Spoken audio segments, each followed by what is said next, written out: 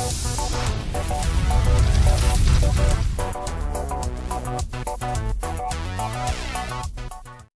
everybody, and welcome back once again, second installment of Inside the Headset. I'm with a new face, but an old face, the new head coach for the Blackman Blaze, head coach David Watson. Coach Watson, welcome to Region 2 6A, now that everybody's in the playoffs, I guess, as we start a new system, and here you are.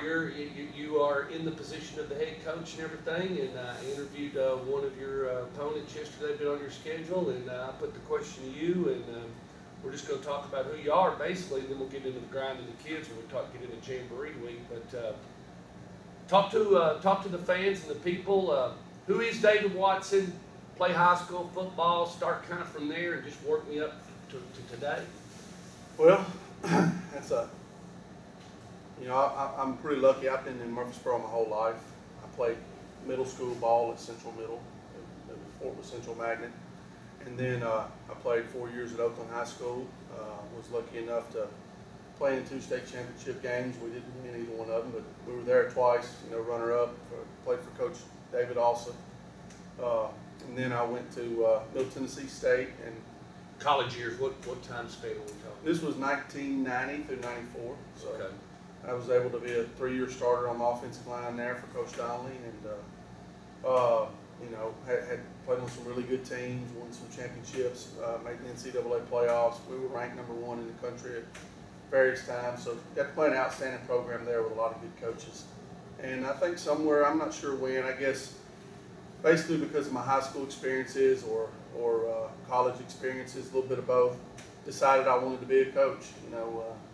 My high school coach. Was you pursuing a teaching degree at the time you were playing football under Coach Donnelly? Yeah, I was majoring in math okay. and minoring in education, but I kind of chose math because in case I didn't want to go into teaching, I thought I could move that degree into something Absolutely. else. Absolutely. So I was able to get a math degree, and my high school coach was such an influence on me, and I loved the game so much that I just at some point decided that's what I wanted to do. I wanted to be a high school coach. And I really looked up to my high school coaches, all of them, the assistant coaches, and I don't know, school was something I really enjoyed. I enjoyed the community of school and the teachers. I had some really good teachers in middle school, and they were good influences, and it just kind of led me to education. So, I got out of college, and my first job was at Riverdale High School.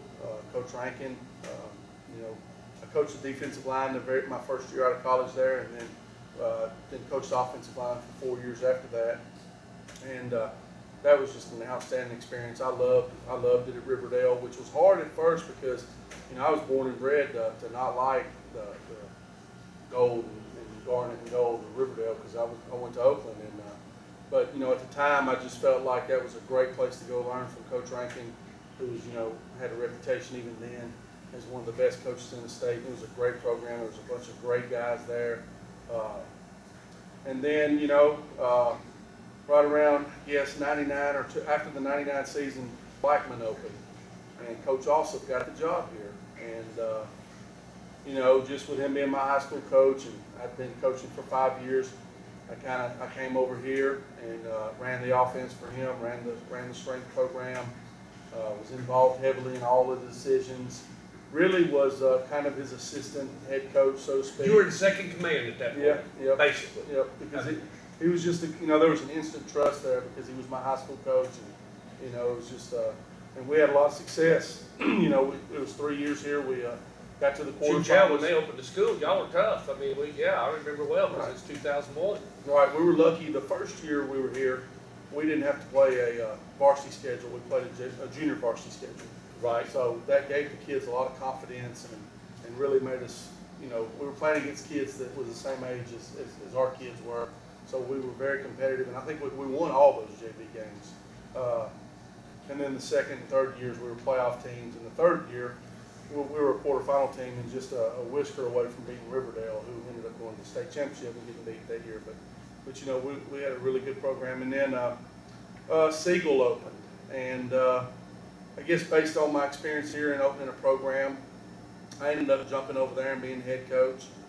We had to play varsity right out the gate, which was difficult. And build a football stadium, and build football, and order goalposts, and weights, and people don't know what all you went through when you open a facility like that. Right, we had some obstacles there. We didn't get to open the stadium right off the bat because of the neighbors and things of that nature. Good people. Yeah, and so I was there 7 years, I guess. I think I was there 7 years, and made the playoffs, and made some postseason, appearances here and there. We had it was a rough start. I think we went 1-19 our first 2 years. We lost in overtime to Blackman. We lost a close one to Oakland. And then the third year we went 6-5. And then after that, pretty much every year we had some 6-4, 5-5 teams, a playoff team. One play away from winning a lot of those games. Yep. We just we were right in it. We never achieved what I like to say greatness or stability, where we had where we were a 7-win team year in, year out. We were always right around 500. And after a while that wears on you, and you kind of get burned out of doing all the things that you're doing. And I felt like I needed to kind of step back for a while and kind of take a break. And I came back to Blackman and been here. Coached the offensive line, was the offensive coordinator. Shad would call the plays. I was the defensive coordinator last year. It's been just a great experience here as an assistant. And it was a great school, and Shad was really fun to work with. A great person to coach for. Good to the kids. Good to the assistants. Really kind of made me feel almost rejuvenated, I guess. It's just been a very positive place. Not that Siegel was a negative place. It's just when you're starting a program, and at the time we had a hard time attracting coaches and hiring coaches. Never really had a big staff. Kind of always had a smaller staff. And Philip creates that Disney World type. Everybody's happy. I mean, he does. Yeah. He's got a knack for creating Disney World. Oh, absolutely. So coming here, just kind of, man, it was like a pressure release, if that means anything, and just really has been fun, and then this spring, Shad left, and the job came open, and I had really. I had not applied for a head coaching job anywhere, had really not thought, I wasn't sure if I'd be a head coach again. I just kind of always thought, if it's the right situation, absolutely. But I wasn't going to go.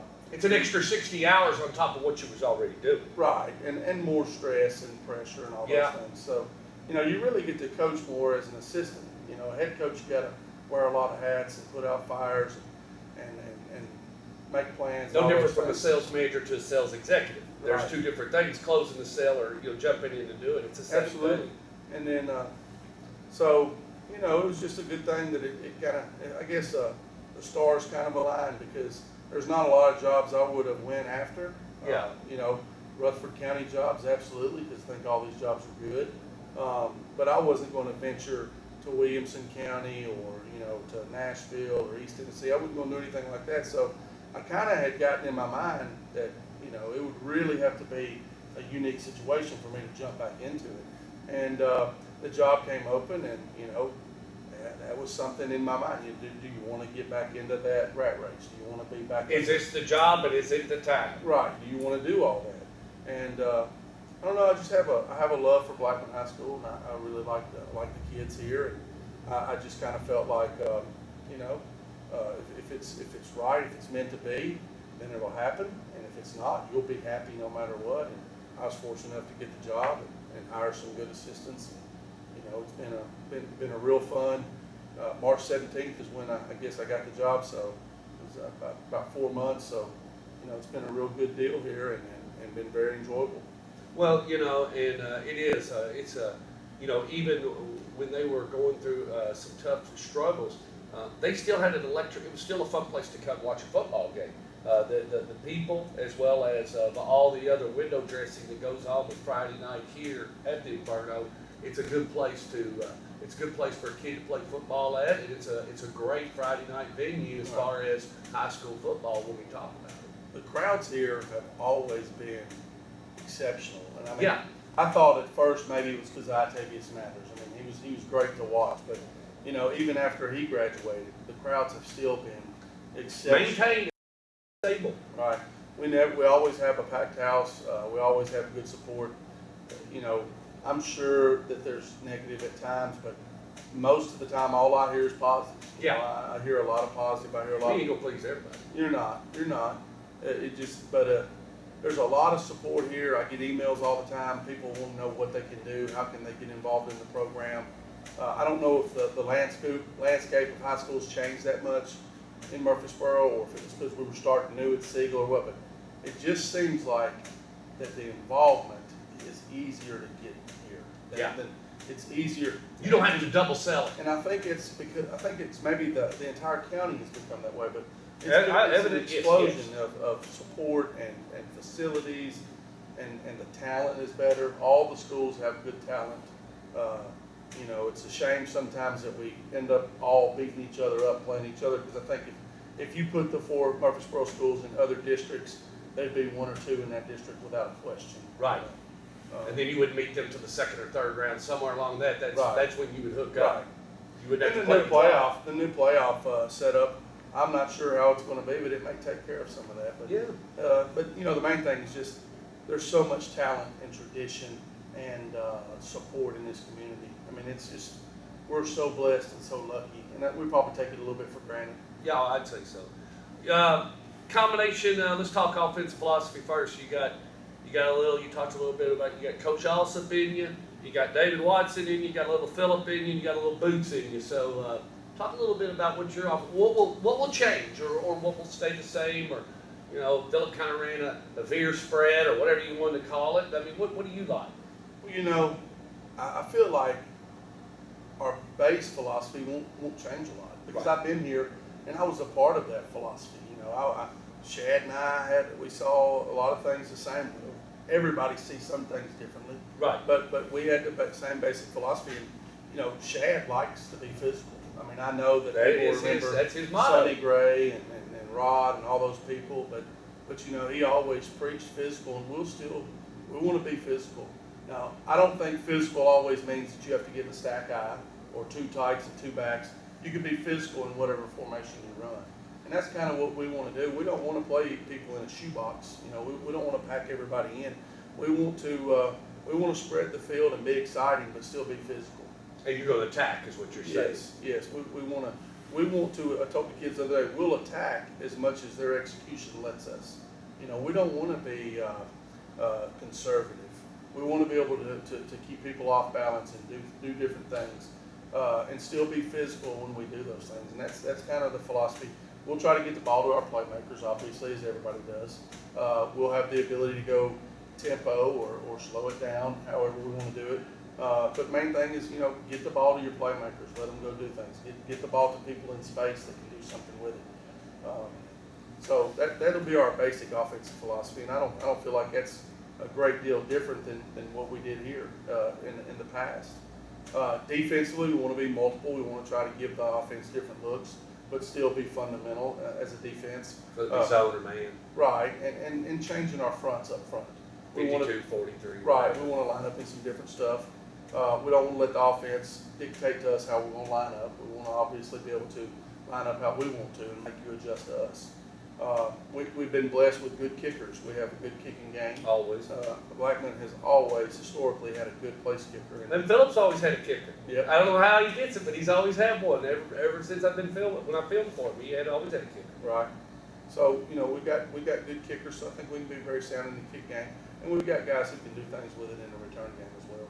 Well, it's it'll be a 3-person battle according to Tom Krager. He's adjusted. You know, one day it's according to where he's periscoping from. If he's over here, he's got Blackman at 1 or 2, and then if he's over, but he's, it's going to be there's a certain set of mindset right now that there's a certain set of 4 or whatever, and then there's the rest, and there's nothing against that. Coach Creasy said, there's a lot of things yesterday. He says relevant. They've got their 6 or 7 money guys, and I got my 6 or 7 money guys and we'll play. Well, Tom's been wearing a red shirt a lot lately. I mean, I've noticed so I don't know if that's some type of. Well, he is. I don't know if that's. I'm trying to figure if it's Oakland red or Indiana red. I'm not sure which one it is. He could have flipped down to Stewart's Creek. Oh yeah, he could have. You're right. You have to watch Mr. Krager sometimes. we'll talk Jamboree Week. Is there anything else, basically, or anything you want to talk to the anything about coming up, faculty, staff, administration, parents, kids, anything? I just think, the tradition that's built here is going to keep going, and the fan support, and our school community support, we're blessed. We really have something special at Blackman High School, and I think our players and myself, we're all appreciative of our administration and our faculty and the community coming out and supporting us and being. Oh, it's the greatest thing in the world. Friday nights in Rutherford County is just it's a big time. No question. Well, we'll try to visit every week. The first 2 weeks are going to be a little tough. I got to be at Amelia Island during Jamboree Week, and then I'll be at Purcell Farms. That's just not too far, for about an hour from Birmingham. The week after on week 1, but we will make it happen, and we'll be at most of the games, and we're looking forward to the season. I'm looking forward to it too. Alrighty, this will conclude the Inside the Headset, getting to know the coaches. Everybody already knows Coach A lot and who he is and where he's at over at Riverdale. And so we'll start the season Jamboree Week, and we will talk to all the coaches then. So we will see you Jamboree Week.